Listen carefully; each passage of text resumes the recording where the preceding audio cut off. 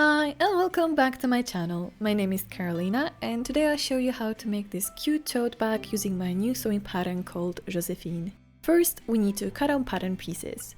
For this project, I'll use this beautiful corduroy fabric in dusty pink color. I'll cut out two pieces together of the pattern piece A with the fabric layer to save some time. Next, I'll cut two straps pieces. Then, cut out only one piece of the pocket panel. And the last piece from this fabric is panel, which is the inner lining but still in the same main fabric. Moving on to the lining, I'll use 100% satin fabric, cut out two back lining pieces and a pocket. When I finished the bag, it turned out very nice. The only thing is, I wish it was a bit more stiff and structured. So, I went back and I added interfacing. It added so much shape and structure to the tote bag and now it looks so much better. And I also received my custom labels and I took this occasion and added the labels to the bag. To fix it, I unpicked the lining and the corners of the bag and added fusing to the front and back panels and sew in the label. If you're using medium to heavyweight fabric, you might not need to add the interfacing, and if so, you can just skip this step. Now let's get started with the tutorial. I got two types of interfacing, non-woven and woven one to test. The fabric I'm using is corduroy, but it seems like it doesn't have so much structure, so I'll make two test swatches.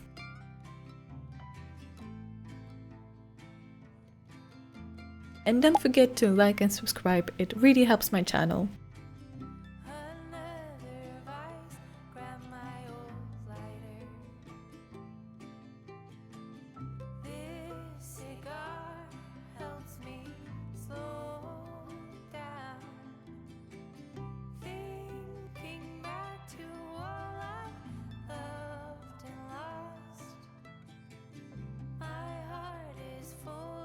The non-woven interfacing added a bit of structure, but the woven white interfacing is more what I'm looking for. So before you start your project, interface front and back panel pieces.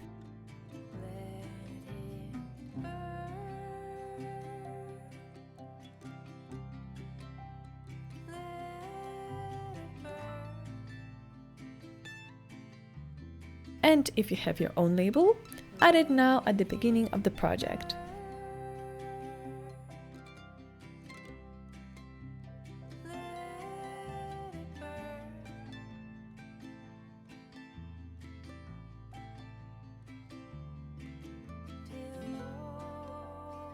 Starting from the pocket panel, fold the top edge twice and top stitch.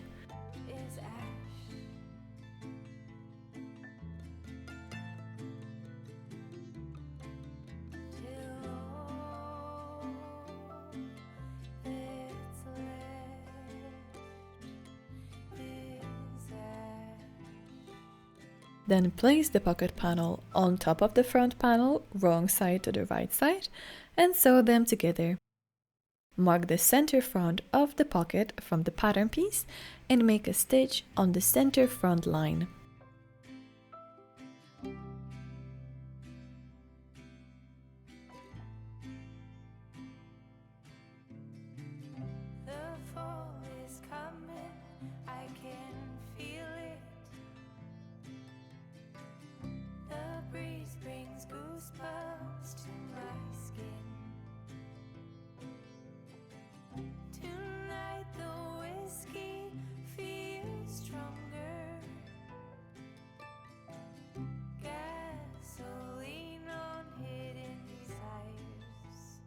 And then make a top stitch on the center front .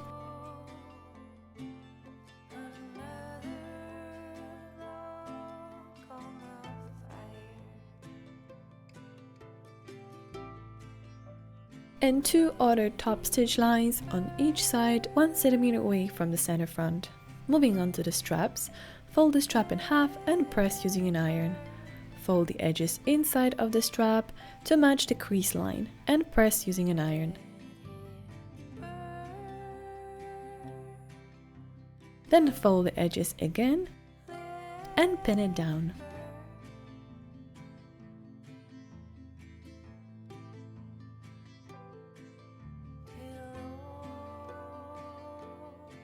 Top stitch the straps on both sides as close to the edge as you can.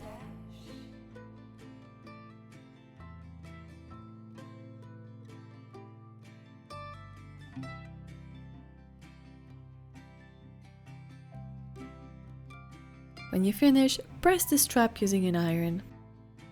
To attach the straps to the back, place them between the notches on the front and back panels.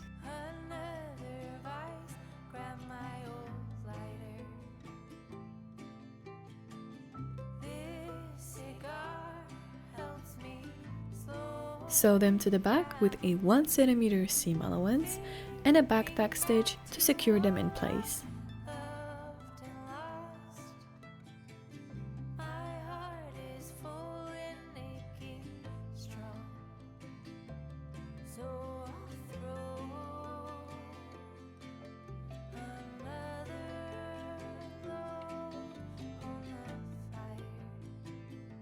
Join front and back panels together on the sides and bottom by sewing them together with a 1 cm seam allowance.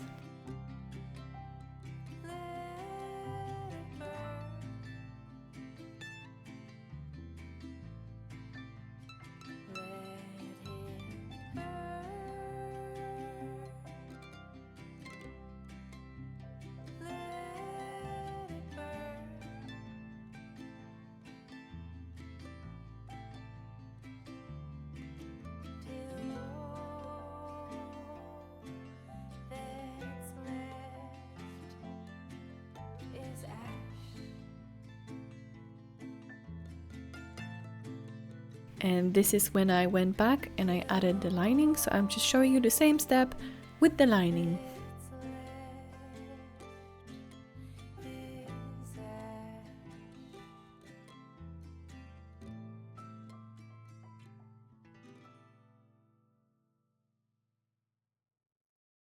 Then fold the bag on the corners and sew the openings together to create a corner of the bag.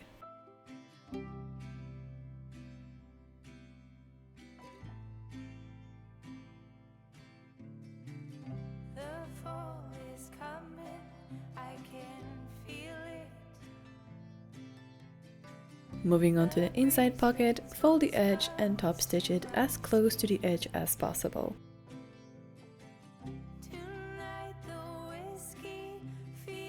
Then cut off the seam allowance and fold the seam once again. Then top stitch on the previous stitch line.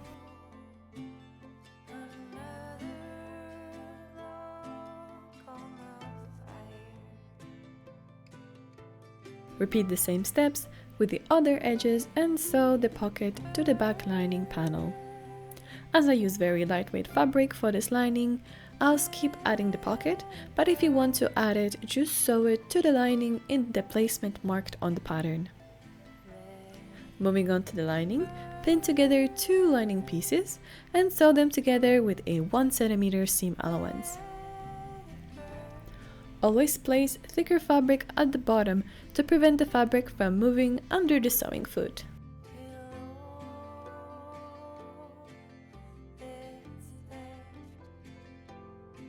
Then press the seam open.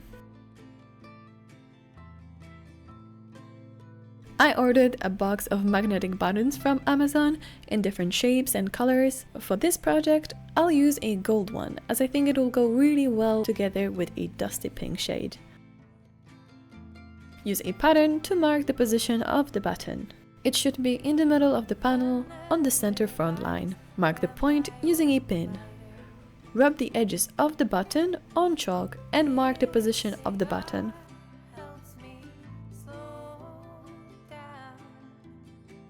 Make 2 small cuts and insert the button to the back panel. You can also interface the panel where the button is going to be, or cut a small square to fuse it to the place of the button.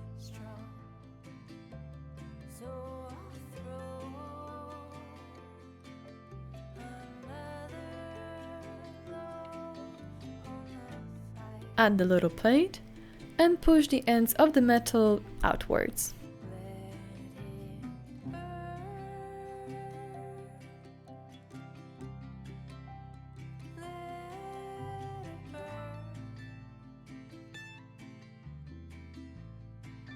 Repeat the same steps with the other piece.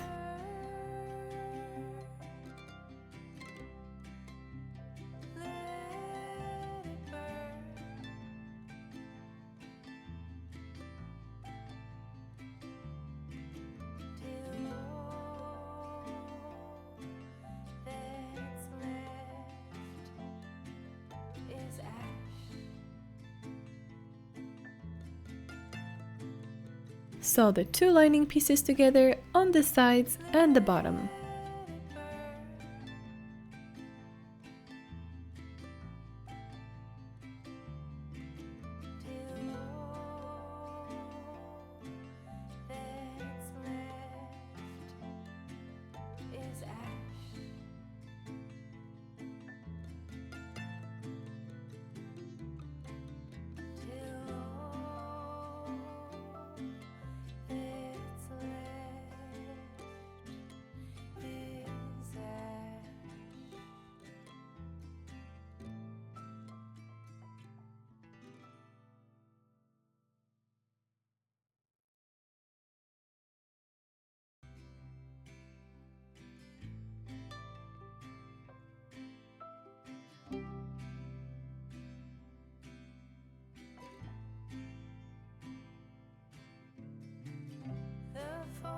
Then fold the cornered edges together in the opposite direction and sew them together to create the corners.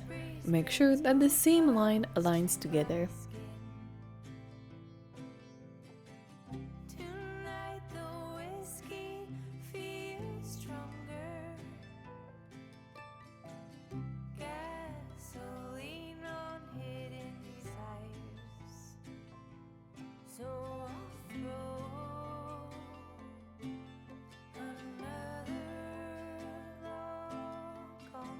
Then press all the seams of the lining using an iron.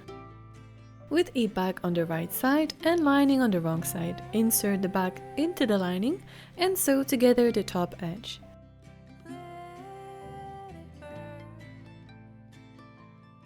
Leave at least 1 cm gap to turn the bag to the right side.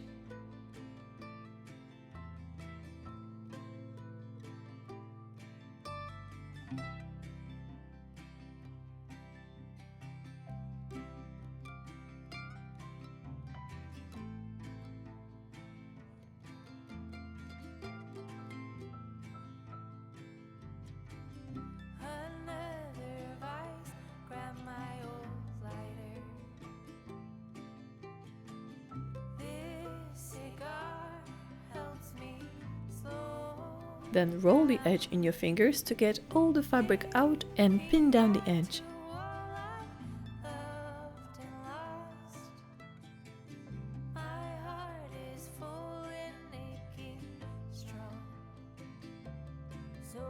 Then top stitch the gap using an invisible seam technique.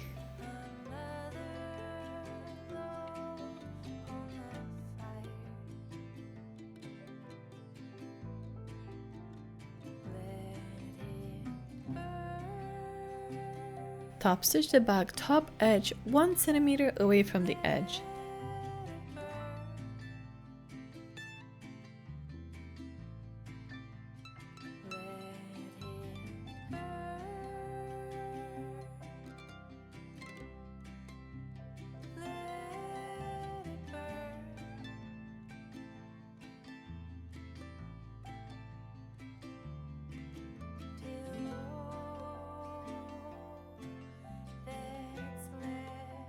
And that's it, your perfect Josephine bag using my pattern. Thank you so much for watching.